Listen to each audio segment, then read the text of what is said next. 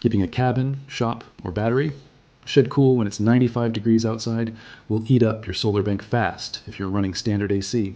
Today, we're breaking down 3 clever dirt cheap cooling hacks that cost almost nothing to run. I'll break down the budget, the power draw, and why they work, and I've put the direct roadmap links to the exact channels who built these in the description. First up is passive earth tube cooling. The concept is simple. 6 feet underground, the earth stays around 55 to 60 degrees year-round. By pulling outside air through buried PVC or corrugated pipe, you can drop incoming air temperatures by 15 to 20 degrees, using nothing more than a 12-volt inline duct fan pulling 15 watts. It takes digging, but zero daily power cost. I found a builder named Dustup's Ranch who walked through his full underground pipe install. Check link number 1 in the description if you want to see how he buried his lines. Second is a closed-loop geothermal radiator setup.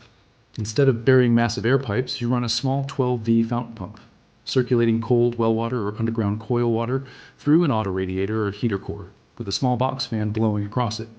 You get cold air for under 50 watts total. Do-it-yourself Gadgets built a pristine version of this out of scrap parts. If you want his exact plumbing layout, that's link number 2 in the description.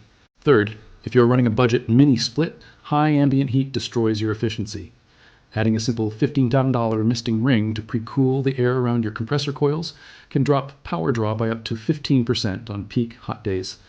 The DIY HVAC guy does a great breakdown on how ambient coil temps affect compressor amp draw. That's link number 3 below. Which one of these fits your budget setup best? Grab the roadmap links in the description to watch the full build-outs from these creators.